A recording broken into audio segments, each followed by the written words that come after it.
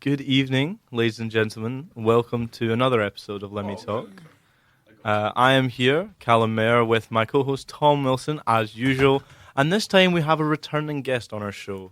Would you like to introduce yourself? Yeah, sure. So I'm Felix, a third year studying bullshit. So like most of you, naturally, and I'm glad to be back. I was with these guys last year. We had a fantastic conversation about all things weird and wonderful, and then realised we forgot to record. So sorry, what do you mean? I don't know what you mean. Forgot to record. It's not like certain party it was recorded. dropped the ball. No, it was a shame because it was such a good conversation that we had with you, Felix. And it's a shame because I don't know if you remember, you met my dad. Like I did, yeah, on Bell Street actually. Yeah. And he was like, he's continuously asking me when is the episode with Felix coming out. Oh, and really? I didn't have the heart to tell him. Yeah, we fucking forgot to record it. Oh, so rough. I've brought you back on specifically through the request of my dad, who wants to hear you. Can I come clean about something? Can I come clean? Yeah. So the episode was recorded. Oh. It was recorded. However, the Start archives mean that you have to download it within 2 weeks. I didn't download it within 2 weeks. No, bro, I feel you. So like, it's all my fault. No, Tom, it's all Felix. It's just all my fault. I'm there. You know, it's an issue. Before we start, do one of you guys, Callum, how well can you hear me on a scale of 1 to 10? Very well. And you're kind of, I can hear you fine, to be fair. Okay, yeah, could you turn me down just a notch on my ears? Yeah, because I can. It's very loud for me as well. Yeah. Sorry, listeners. Give us 1 sec. That's better for me. What about you, Count? It's a bit worse. Like, you can try mine. Let's switch. Listeners, this is welcome to a live studio. Yeah. Okay, speak. Hello. Yeah, I see the issue. Okay. You see what I'm talking about? Yeah, that's fine. Though. Keep talking. We're chilling. Yeah. Anyway, we can just do like a little reading week summary. So yeah, how was your reading week, Felix? My reading week was great, man. I think like. To feed into themes, I think we're going to touch in later.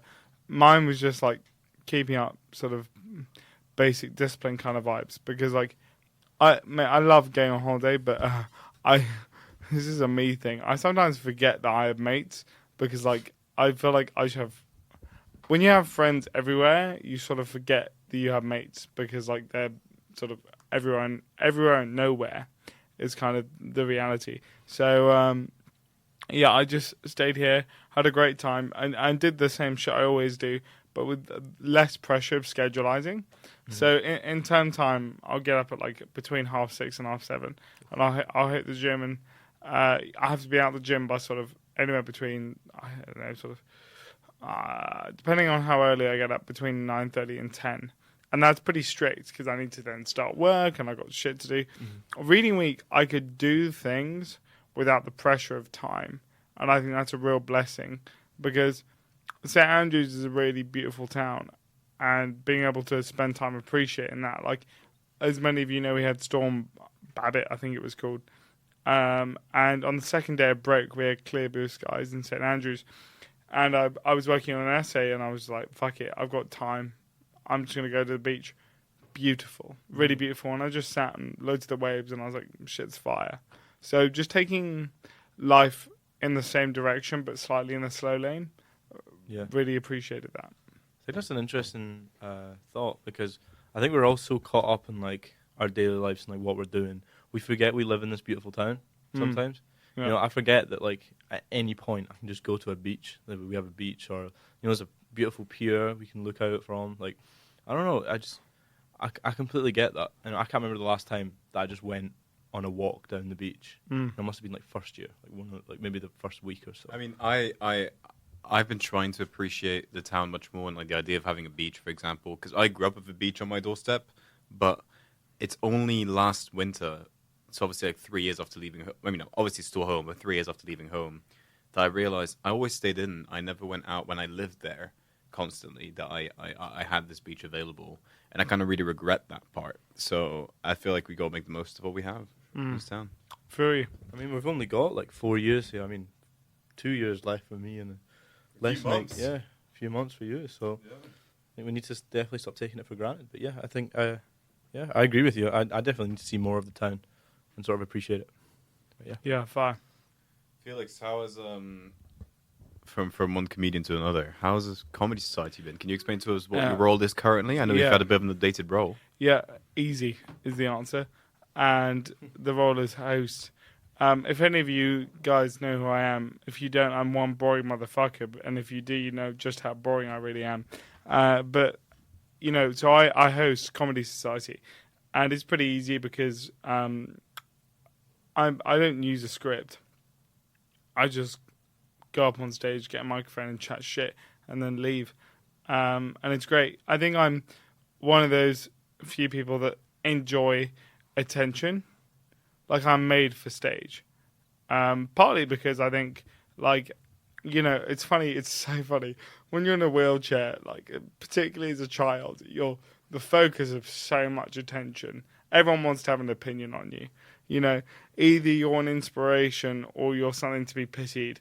So I'm very much used to sort of being seen. You're very much a seen object. You know, I mean, there's a classic meme I saw the other day, and it's like 4-year-olds when they see a kid with, you know, in a wheelchair, and it's like just aggressively staring at them because it's abnormal, right? So I'm so used to being abnormal that some attention isn't really an issue for me. You know, I remember sort of being 4 years old, and, but one of the legal obligations with disability, if you go to a mainstream school, if you're a certain level of disabled, is you need a teacher assistant.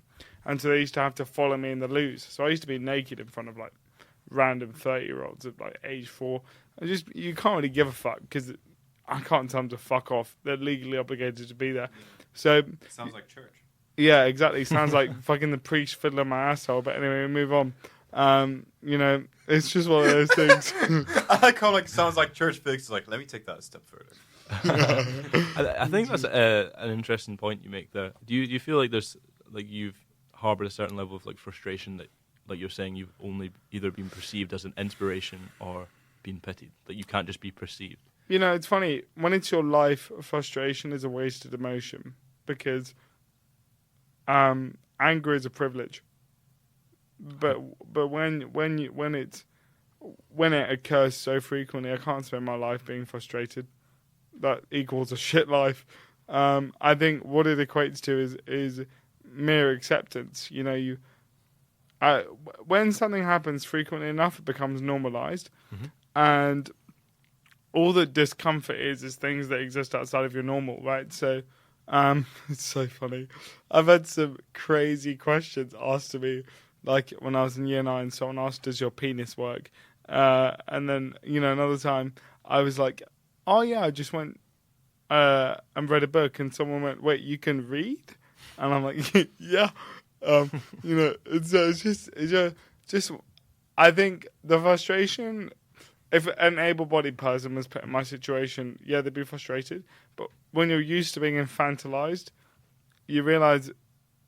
So you gain perspective because it doesn't come from a bad place. It just comes from the fact of, you know, how many disabled people do you know outside of myself in a wheelchair at this university? Not in a wheelchair. I know one other.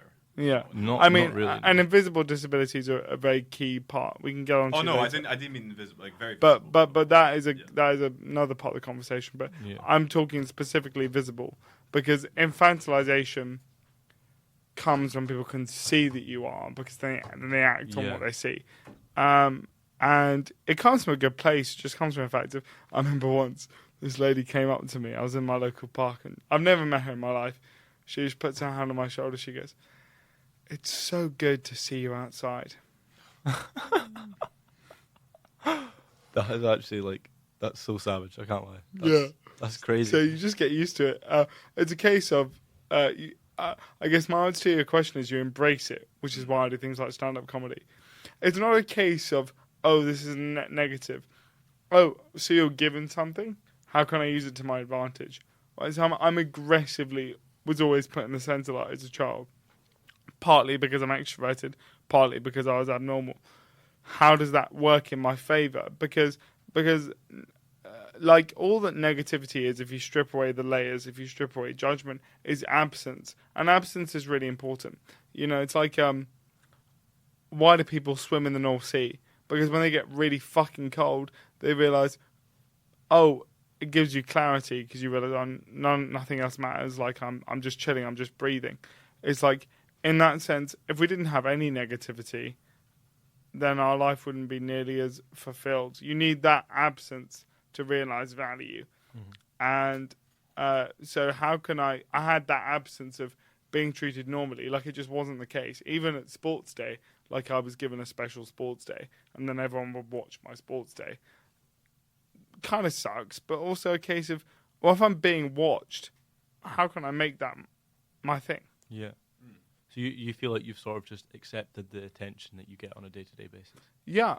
And I think, you know, anyone that knows me in town knows that I'm a mild attention whore. You know, I'll speak to anyone that breathes. I mean, that you can call that, I guess, you can, if you want to call it attention seeking, I guess, is that's how you feel it. But I feel like with you, when people see you in town, you give the positive energy just in general. It's just who you are. And when you say hi to everyone, we're happy to say hi to you because we know, you know, it's someone we want to talk to because you make everyone's day a little better when you say hi to them. Yeah. I remember the first time I met you, I think I was with you, right? I think the first time I properly met you, I was with Calum. And I was like, yeah, like, you radiate positivity, which is a great thing. I can't remember the first time. When was the first time we met? We met. Do you know? I feel like we met through, I always call her Bio Emily, and she's not. She does chemistry. That's where we met, of course. Yeah. Right, yeah. But I think, First year. Yeah, it was Crazy. first year, yeah. Crazy. Yeah. And, you know, people say I radiate positivity. I don't. I radiate realism. And the reality is, particularly in St Andrews, we live in a very privileged society, and people are like, why are you so positive? Nah, I'm fucking not. Like, mate, if you take a second to think about what we have here, it's like we've won the lottery. The lottery. I don't think people quite clock this. No, This is 100%. so important. The lottery. Motherfuckers be going to bed. I'm not talking hundreds of thousands. I'm talking millions of people wanting to live the life that you live.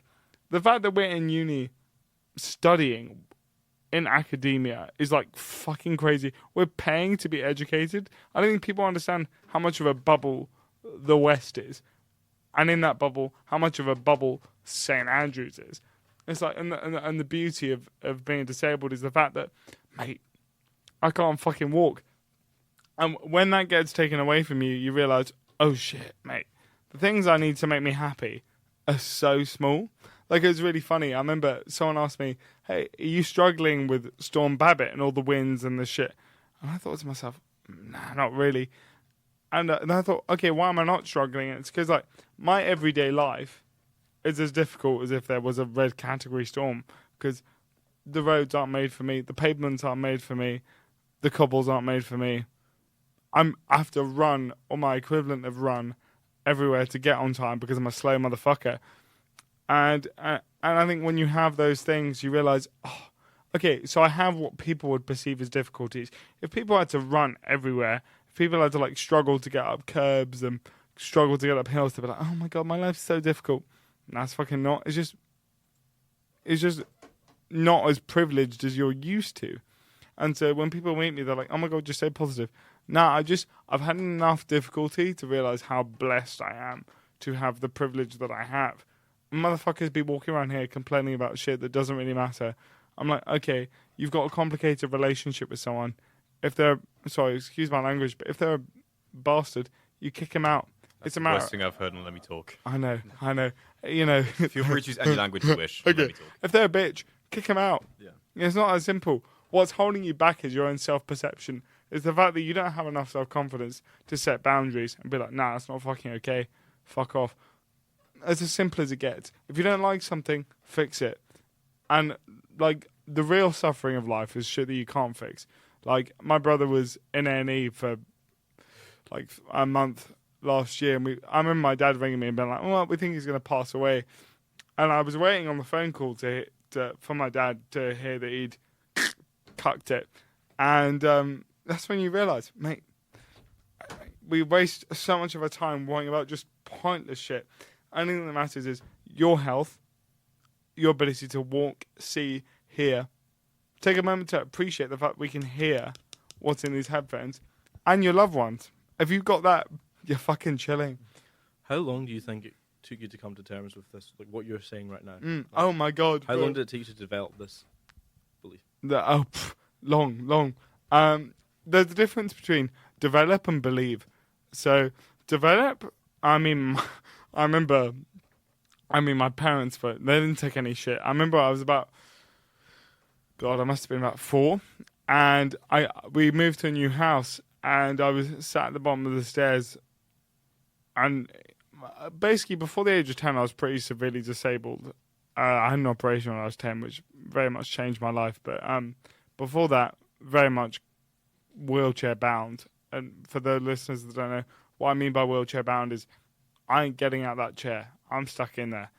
And so age 4, pretty bad. You know, I had use of my upper limbs, but lower half was fucked. And I remember looking at my dad, and my bedroom was up 2 flights upstairs. And I'm looking at my dad, and I'm like, yeah, 4 or 5. And I go, Daddy, at that point. That's why I go, Daddy, I can't do this. And he just is at the top of the stairs, and he's like, I'm going to wait here till you do this.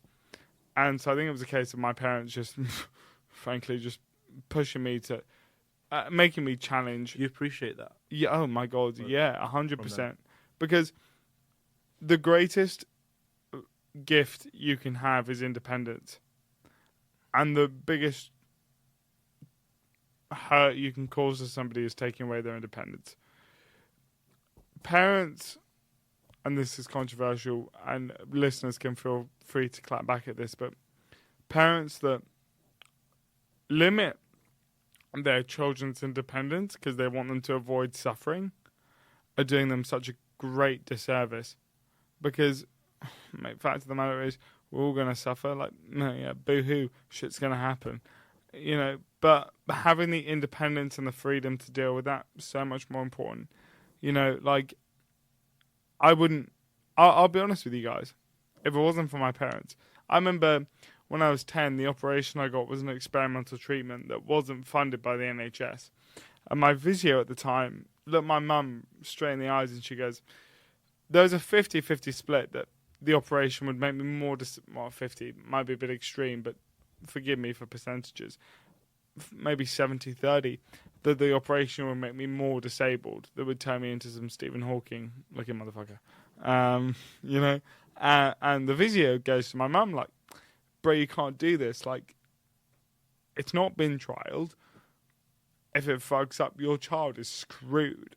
And my mum goes, nah, you know, I had to fly out. We did a GoFundMe, or the equivalent of a GoFundMe in 2010 to raise money for it. And so, yeah, lots of people donated, which I'm grateful for to this day, and flew me out there. But without that operation, importantly, and without that, my parents' support, my parents' discipline, I wouldn't be here. How did the operation change your life?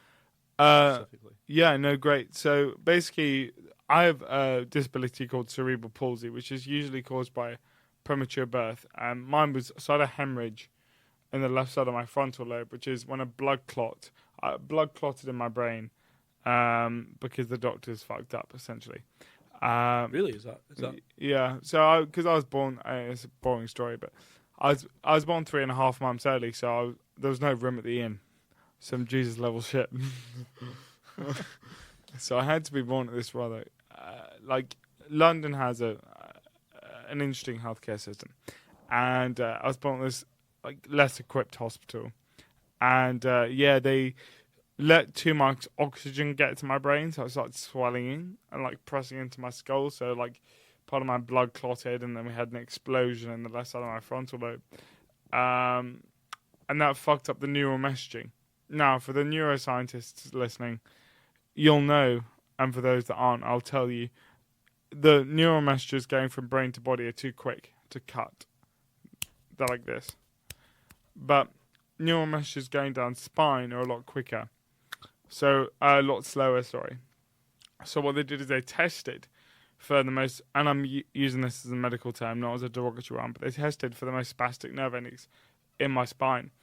And what they did is they went in and they cut them. Now, the interesting thing, is you can only have, it's called selective dorsal rhizotomy, if any of you want to look it up.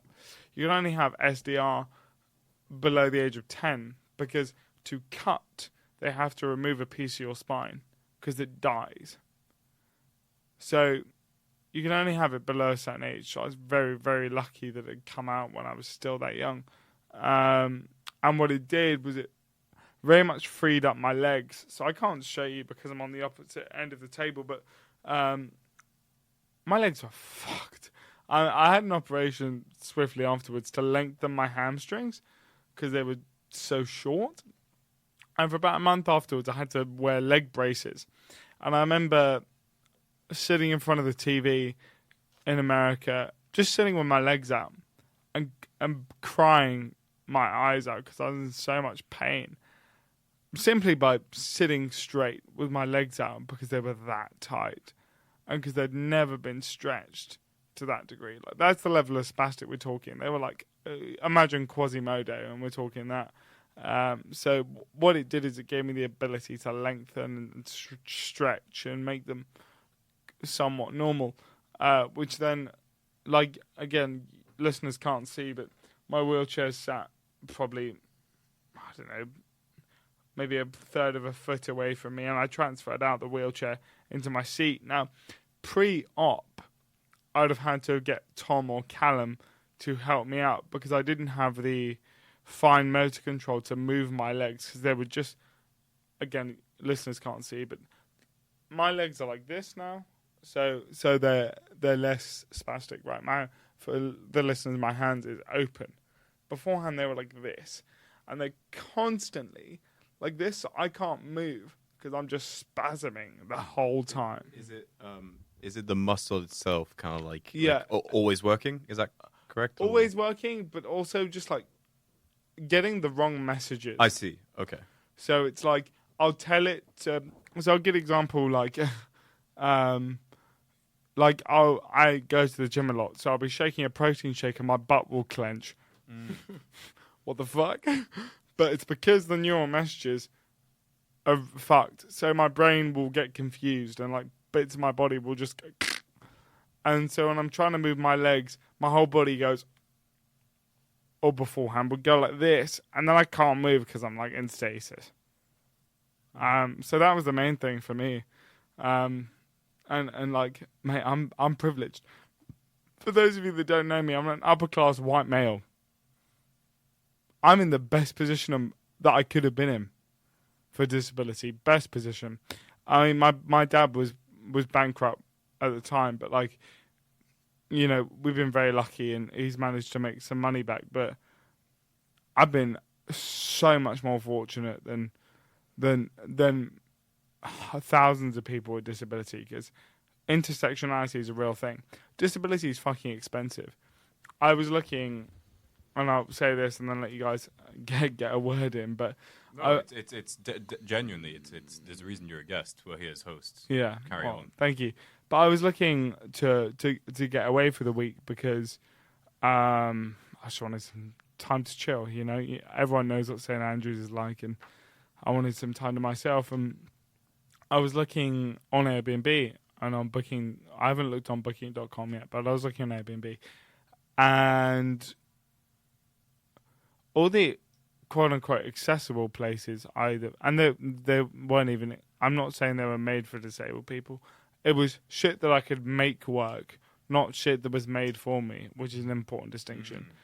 Was like over £100 a night. Yeah.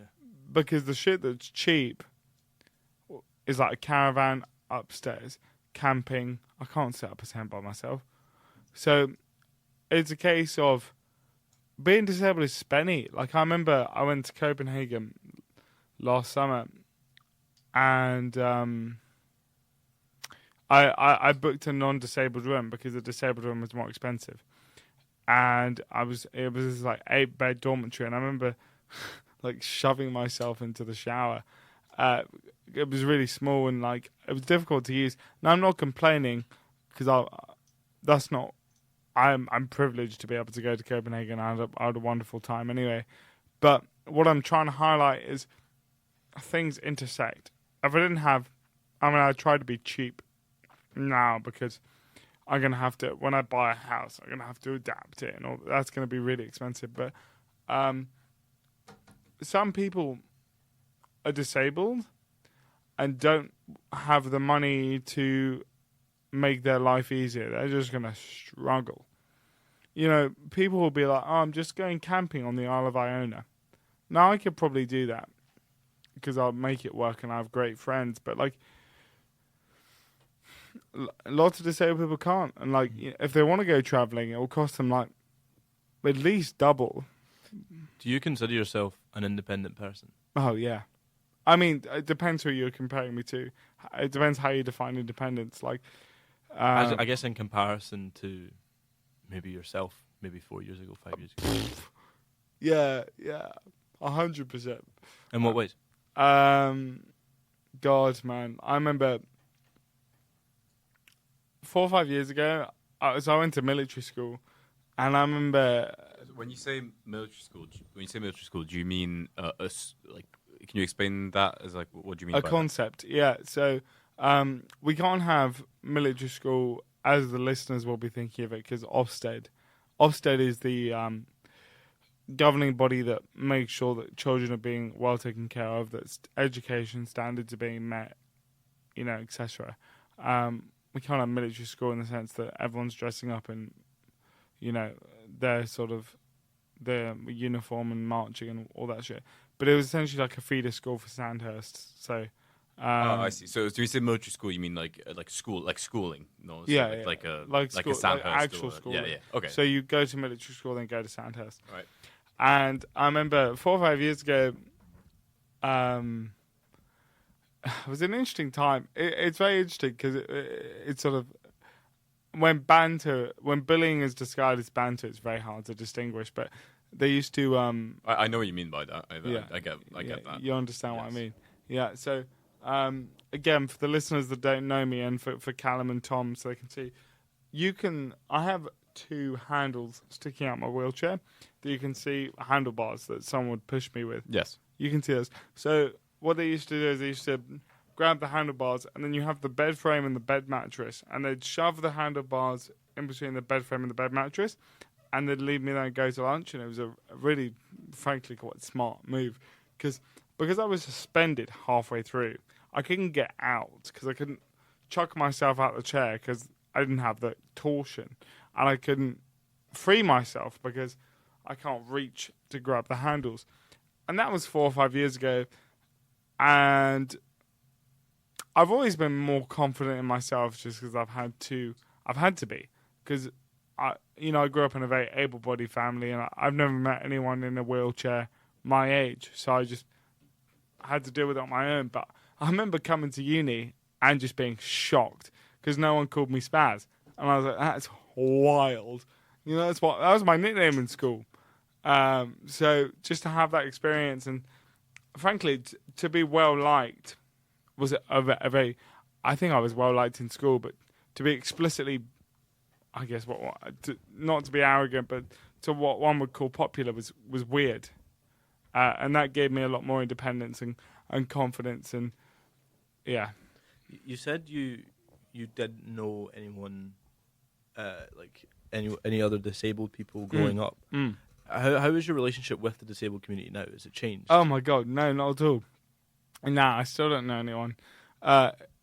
Great question. To be honest with you, I think I'm still dealing with a fair form of internalized ableism. I just hate people that bitch, and like, I think that like, for me, I mean, disability has been such an interesting ride. I remember, so I grew up in a military family, and as the listeners, and I'm sure Tom and Calum can imagine, like, military's all about, you have a problem, you fucking smash through it. You know, you just crack on. And I remember getting to the age of 17, and I had really bad anxiety, and I was like, oh, where's this coming from? I realised I'd never clocked how disability had affected me. And like, 17, I'm 21 now, 17 to 21 has been realising the shit that it impacts you, because it's quite a lot of heavy shit behind it. But even now, it's like, disability forms me, but I'm a badass bitch. Disability is just a part of me. And I think the struggle I find is that I haven't put any effort into this for the listeners. I haven't tried, I haven't seeked. So that's on me. But as of now, I've yet to meet disabled people that want to thrive, that want to excel. Do you think that you could be a role model for younger people who are in a similar situation? 100%. What would you tell them? That it's going to be shit. Facts. It's going to be shit. But you just got to embrace that, bro. It's a case of that'll make you great. That'll make you great because while other people, the most important growth has to be externally forced. You're not going to push yourself towards growth unless life makes you. You know, and you might when you're older, but certainly not when you're young. And it's a case of, what does that teach you, man? It's like there's so much that disability teaches you about life that people aren't embracing. It's like, embrace the difficulty, and depending on what age you are, you know, I remember being a young boy, and you're not going to be able to talk to your friends about it because they're too young to understand it, and you're too young to understand what's going on. And at least in this generation, parents aren't equipped to deal with it, and neither are the older generation. So you're going to be on your own. I mean, it's gotten a lot better, but my experience is very alone. So I'm just using that as the baseline. But put it towards something. You know, if you're feeling shit, it's like, don't let yourself be defined by the people. It's like, most other people are lazy motherfuckers. They're just giving you their opinion because that's what they would do in your situation. But they're not in your situation. You're in your situation. And if you don't like it, fucking change it. You know, because no one's coming to help you out. You know, it's so funny. People would always be like, oh, let me give you a hand, let me help you. And I'd say no. And they'd be like, why are you being so stubborn? Because when I need you, you're not going to be there. Yeah. Is it also about being you? You are your own person. Yeah. It's being independent, as you said before. Being independent, and it's a case of like, if you always help me up a hill, yeah, and you're not there, and I need to get up a hill, where are you? I can't expect you to be there all the time. I don't want you to be there all the time because I want to have my own life. So you've got to develop that self-confidence. I think if you are disabled and you're young, you got to think, write a list of what do you want? Yeah. Fuck the disability. What do you want? Write that list. And then think about, how am I going to get there? Because the thing about a life easily lived is you don't have to think about what you want. Because things come to you so naturally that you never have to ask that question. It's only when you face difficulty that you're like, oh, do I actually enjoy what I'm doing? Then it causes you to second guess. But the beauty of disability is we second guess earlier. So when you're second guessing, think, oh fuck, what do I want? How can I align myself towards this? It's like, even if mate, Stephen Hawking's is as clapped as you can get, man was still a G, you know? So it's going to be shit. It's going to be shit, but it doesn't mean you can't live a good life.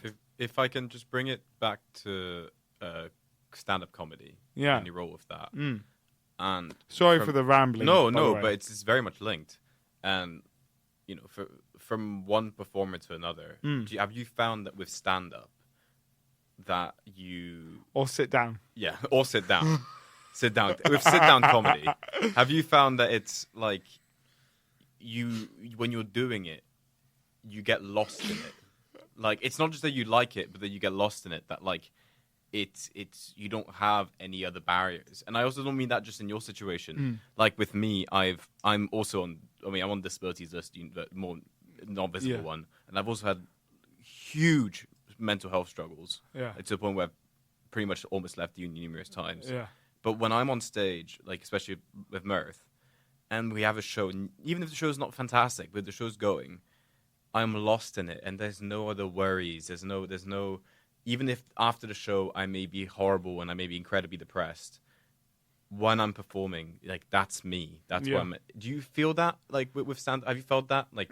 But also, how have you gone into stand up as well? Another question, but we'll get into that after this. Yeah, I think.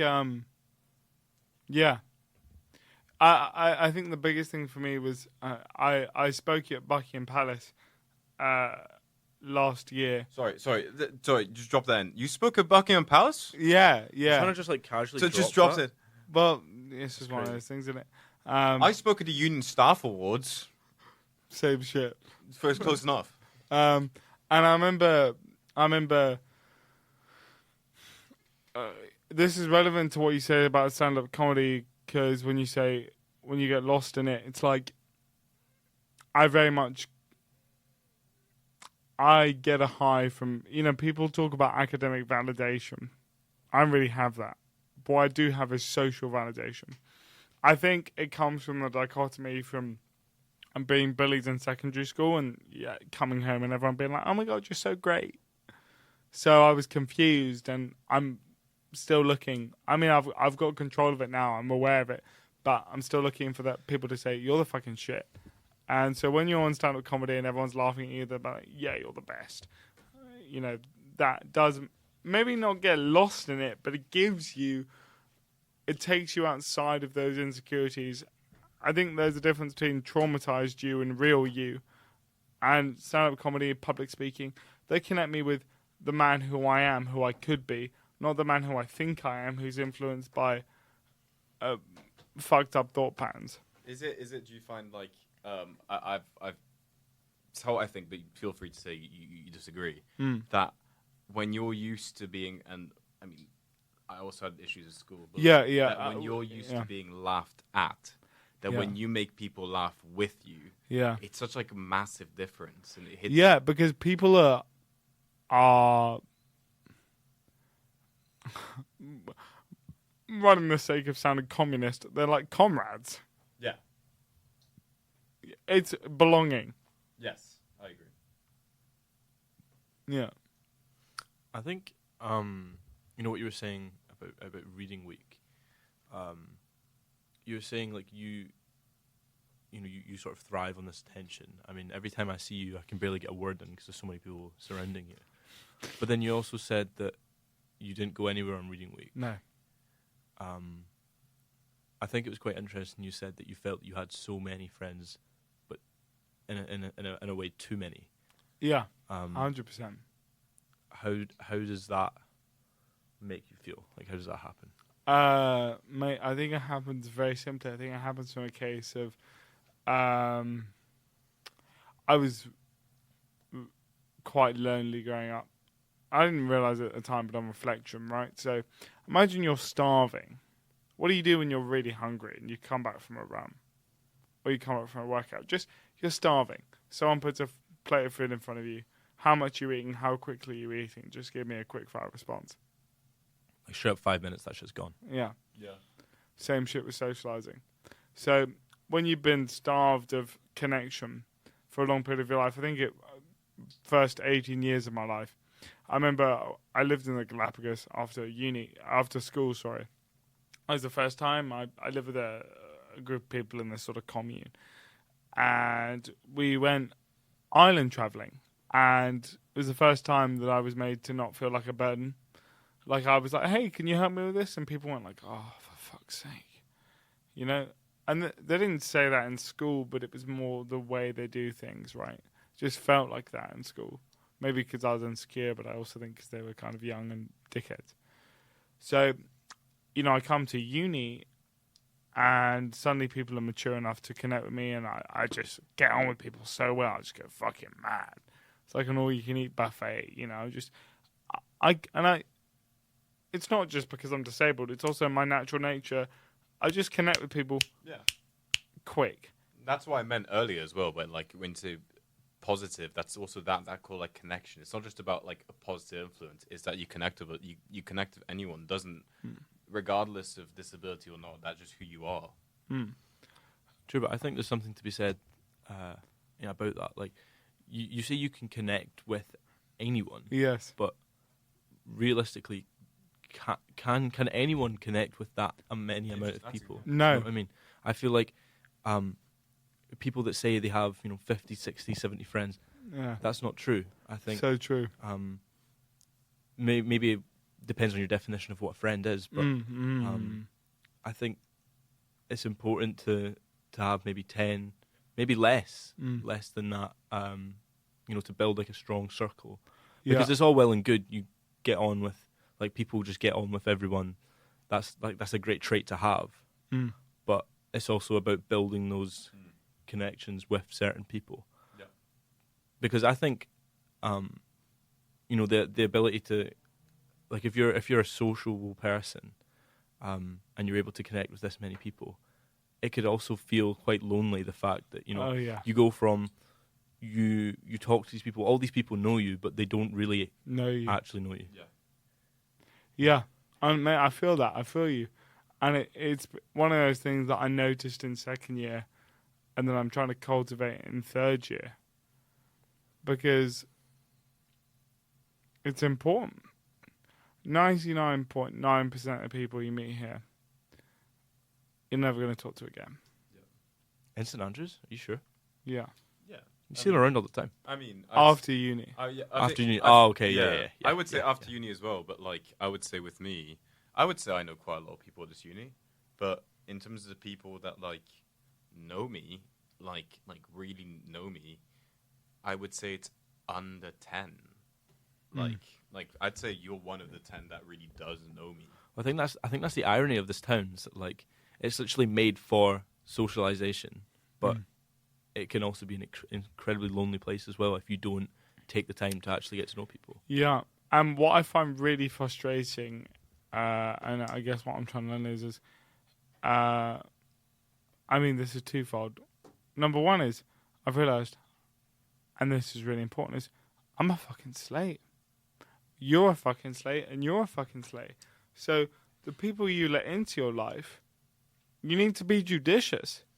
You can't be a social slut, because motherfuckers are going to be bringing STIs in there. Yeah. You don't want that shit, And it's a case of, I've let so many people, I'm very open, as you can probably tell.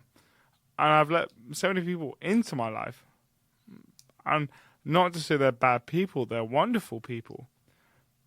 But they're immature, or they're not at the level. And it's like, you've got to be very conscious. It's also impossible to juggle like that many. Impossible, yeah. Like you just get so. I mean, I knew people in first year. I mean, everyone in first year is just like you're saying. Like, everyone knows everyone. Everyone's meeting all these new people. It's sort of like an addiction. It's like a drug, just to meet more and more people every day.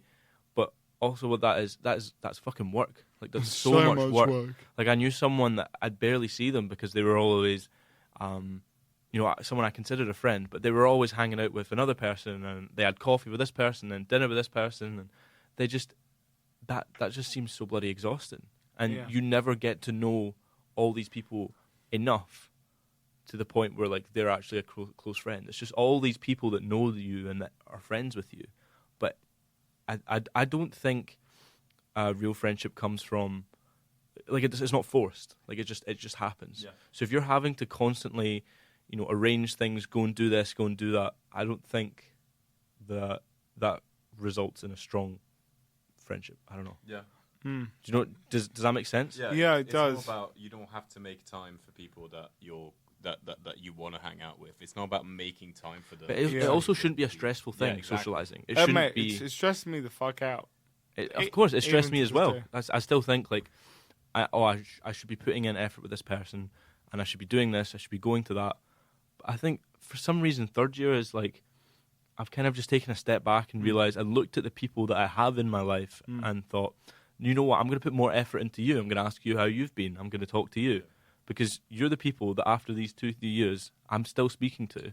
And this person that I thought, I got on with well, I haven't spoke to in however many years. They haven't reached out to me. I'm gonna speak to these people that are still around me, and I'm gonna strengthen these relationships because that's what's important. But I think it's similar in that, like, I mean, think of like you and me. Like, I don't spend loads of time at your house or you at my house. I think last time I went to yours ages ago. But like, Man United, you got slapped up. I'm never going back there ever again in my life. But I feel it's like people that you're close to, and I felt that in my third year. Like I had to kind of like narrow the circle down of people that I let in, and it wasn't cutting anyone off, but it's like I personally, and Calum might disagree, but if I didn't see Calum for 2 weeks, I know that after 2 weeks we'd pick up right where we left off. But of course, like, hey, how you been? How's everything? But like, it's not like we have to make time and we have to set a date. Yeah. It's like I could literally just see him in the street and we could have a 5-minute catch up, and it's like, what are you doing tomorrow, mate? Oh, sick. I'll see you then. You know, it's like, but it's like it's not like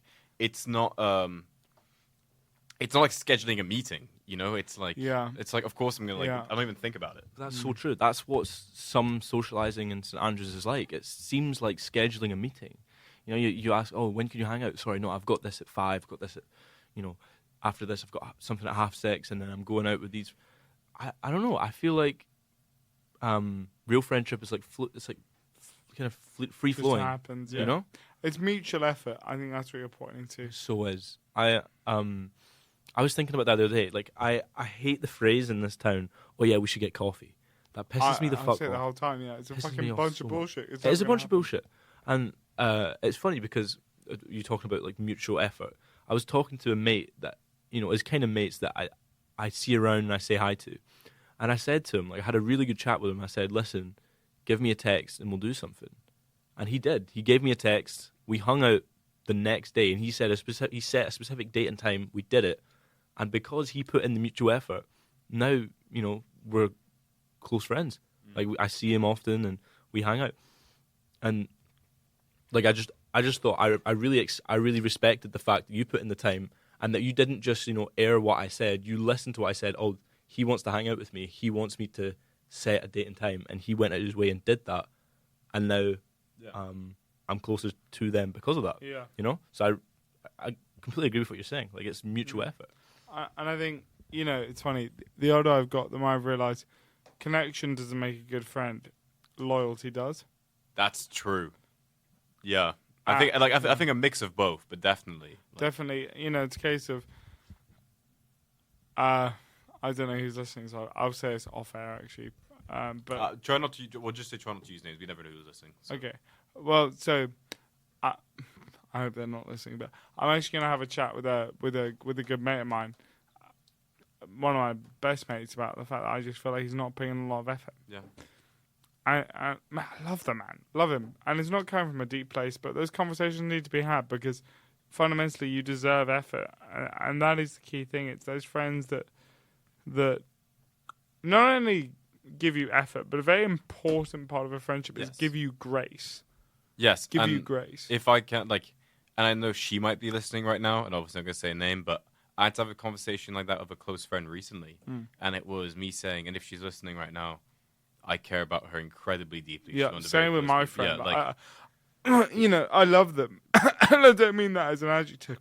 Yeah, I mean that as a verb. Like, they've been through some very shit times. Yes, same. And I've been there. Well, every day. I had with her. I was saying, I'm usually the one that always says, "Can we hang out?" Yeah. And she was saying, "Well, if it wasn't for you, I'd just be rotting in my room all the time. So I'm grateful that you say, can we hang out?" And I said, "Yeah, well, I understand that. It's very sweet, but it also goes both ways. It does go both ways. Yeah. As much as it gets you out your room, I'd love to hear even if it's just like a, hey, can we hang out soon? Even if it's not like a date, it's like, can we hang out soon? It's like, that's putting the effort. And I still love them to death regardless of that. Like, I feel you. I love my mate to death. Sorry to interrupt, Tom. No, that's fine. But it's a case of just feeling valued. And I think getting back to what Calum says, it's like, being popular and being famous by extension, fucking waste of your time. Because you got a bunch of people that don't really know you saying you're great. I don't give a fuck about your opinion, quite frankly. Especially as I get older, because I know who I am.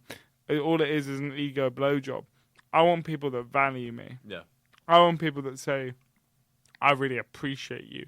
And I think, people have different love languages, but it's funny, people think a lot of friends have said to me, and actually, one of my friends is, and we'll get into that later. But they don't clock that. Oh, they think, Felix is so confident, X, Y, Z. He doesn't need me to tell him that he's the fucking shit. But I do, because I don't wheel around thinking I'm big boss man. I don't think anyone does. And so it's really nice when a friend says to you, or when anyone says to you, thank you. I really appreciate the time we spent together, and you make a big impact on my life. Communication, bro. It's those, and I'm like, people say, oh, I don't text you because I always think you're busy. Fucking text me and find out. Exactly. I completely agree with that. You know? Do you think this is like a question of like emotional intelligence though? Because Yeah, not 100%. everyone's emotional intelligence is at the same level. Yeah, because we're so young. I think that's key because we are so young. You know? And so the discrepancy is more pronounced. I mean, we talked about this last week with Finlay. We had like a men's mental health episode. We sort of talked about how like toxic masculinity and just like the kind of confinements of masculinity hinder men's emotional intelligence. Mm-hmm. Like, you know, when I think about myself like 2 years ago, I just like I had no emotional intelligence. I didn't know how to properly communicate with people, and I think it's the most important thing to learn quickly. You know, obviously, as a guy, as a man, to kind of accept all these emotions and be able to communicate them properly. Yeah. You know? So and that helps you with your relationships, with massively. You know, with your romantic relationships, with your friendships. It just helps tremendously. Yeah, I had trouble with a friend a few weeks ago, and my response to it, and she's like one of the closest people I've ever had, was to like cut her off. And we've slowly gone back to being much, much better. And, you know, obviously it's not like it's always a grey situation. You know, in my end, I thought there were some things I would have done quite wrong, and I still do. But I regret going to cut them off because that's like it's not the thing to do. Talk about it, you know. Yeah. And then if they don't, sorry to interrupt. No, you didn't interrupt. Go ahead. But I think my step is communicate. If they don't listen to the communication, then you cut. If you communicate clearly, you know, I'm not sure how much I should be airing on air, but I had a friend of mine that crossed some serious boundaries. Well, I mean, one of them, beside the point, but I have a friend of mine that, frankly, was just not being good. And going back to what you said about masculinity, quite a side note, but when I was dealing with disability, a lot of emotions there. Couldn't really talk about them. I remember I started crying and my dad was like, what the fuck are you doing? Like, I remember him coming out to me and being like, can you shut the fuck up? Like, basically, verbatim. And, so he, I remember, like, she really pissed me off. And I've had a love and hate relationship with endurance sport because I've used it as a quite a toxic coping mechanism. Like, as a man, I'm like, oh, row 50 miles. And by hour 7, I'm not feeling anything. Which isn't great. But I think a key part of communication and that I've learned is like you've got to have that coping mechanism that de-stresses you. Yeah. So I've got a much better relationship with sport and athletics recently.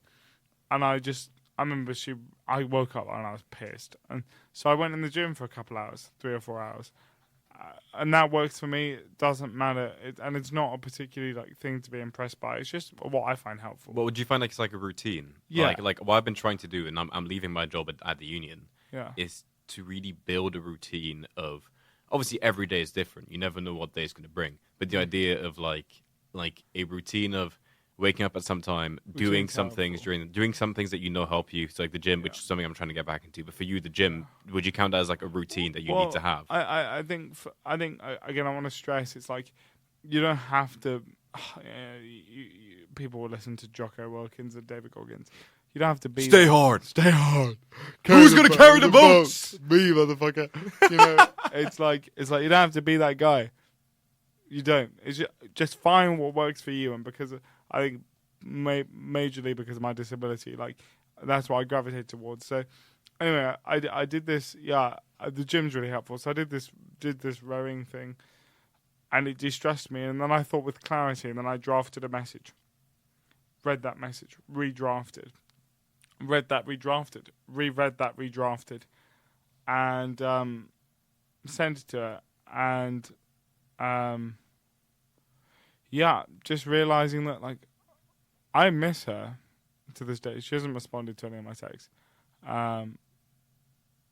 Which, to be honest, is not my responsibility because I behaved pretty well. And I can say that because I know myself well enough. Yeah. But I miss her. And the other day I was like, oh, fuck, should I text her? No. And I don't want to hang out with her, even though I love her. I think she's a wonderful person. Love that girl. Doesn't mean I want her in my life. Yeah. And that's a distinction that's quite difficult to make. Just because you love someone and you think, still think she's great and will for the rest of my life, but she's not ready to be the kind of friend that I need at the moment.